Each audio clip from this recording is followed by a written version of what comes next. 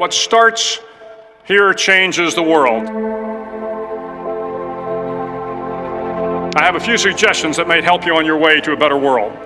And while these lessons were learned during my time in the military, I can assure you that it matters not whether you ever served a day in uniform. It matters not your gender, your ethnic or religious background, your orientation, or your social status. Our struggles in this world are similar, and the lessons to overcome those struggles and to move forward, changing ourselves and changing the world around us, will apply equally to all.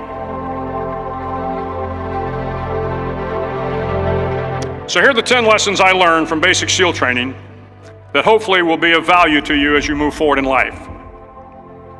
Every morning in SEAL training, my instructors, who at the time were all Vietnam veterans, would show up in my barracks room, and the first thing they'd do was inspect my bed. If you did it right, the corners would be square, the covers would be pulled tight, the pillow centered just under the headboard, and the extra blanket folded neatly at the foot of the rack. It was a simple task, mundane at best, but every morning we were required to make our bed to perfection. It seemed a little ridiculous at the time, particularly in light of the fact that we were aspiring to be real warriors, tough, battle-hardened SEALs. But the wisdom of this simple act has been proven to me many times over. If you make your bed every morning, you will have accomplished the first task of the day. It will give you a small sense of pride, and it will encourage you to do another task, and another, and another. And by the end of the day, that one task completed will have turned into many tasks completed. Making your bed will also reinforce the fact that the little things in life matter. If you can't do the little things right, you'll never be able to do the big things right. And if by chance you have a miserable day, you will come home to a bed that is made, that you made. And a made bed gives you encouragement that tomorrow will be better. So if you want to change the world, start off by making your bed.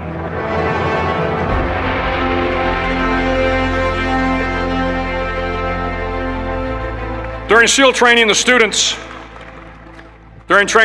are all broken down into boat crews. Each crew is 7 students, 3 on each side of a small rubber boat, and 1 coxswain to help guide the dinghy. Every day your boat crew forms up on the beach and is instructed to get through the surf zone and paddle several miles down the coast. In the winter, the surf off San Diego can get to be 8 to 10 feet high, and it is exceedingly difficult to paddle through the plunging surf unless everyone digs in. Every paddle must be synchronized to the stroke count of the coxswain. Everyone must exert equal effort, or the boat will turn against the wave and be unceremoniously dumped back on the beach. For the boat to make it to its destination, everyone must paddle. You can't change the world alone. You will need some help. And to truly get from your starting point to your destination takes friends, colleagues, the goodwill of strangers, and a strong coxswain to guide you.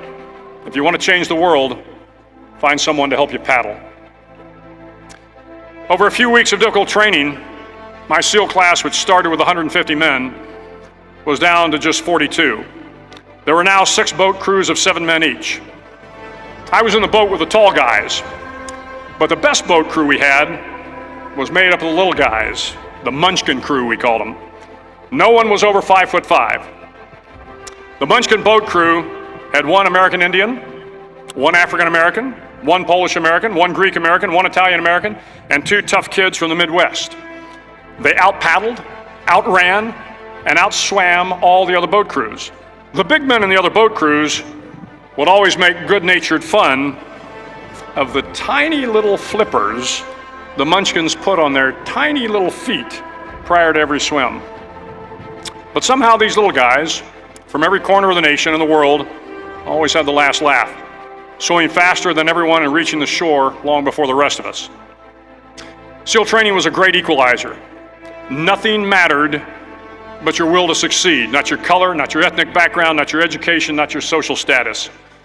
If you want to change the world, measure a person by the size of their heart, not by the size of their flippers. Several times a week, the instructors would line up the class and do a uniform inspection. It was exceptionally thorough. Your hat had to be perfectly starched, your uniform immaculately pressed, your belt buckle shiny and void of any smudges. But it seemed that no matter how much effort you put into starching your hat or pressing your uniform or polishing your belt buckle, it just wasn't good enough. The instructors would find something wrong. For failing the uniform inspection, the student had to run, fully clothed, into the surf zone, then wet from head to toe, roll around on the beach until every part of your body was covered with sand. The effect was known as a sugar cookie. You stayed in the uniform the rest of the day, cold, wet, and sandy. There were many a student who just couldn't accept the fact that all their efforts were in vain, that no matter how hard they tried to get the uniform right, it went unappreciated. Those students didn't make it through training. Those students didn't understand the purpose of the drill.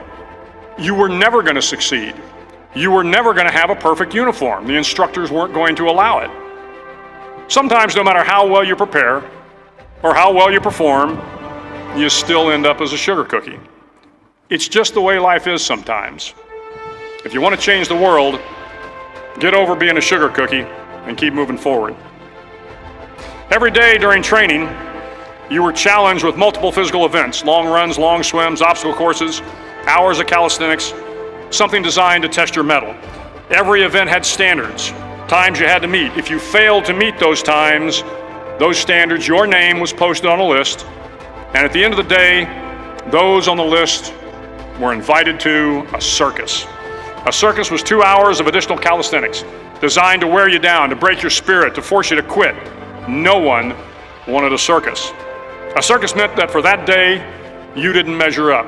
A circus meant more fatigue, and more fatigue meant that the following day would be more difficult, and more circuses were likely. But at some time during SEAL training, everyone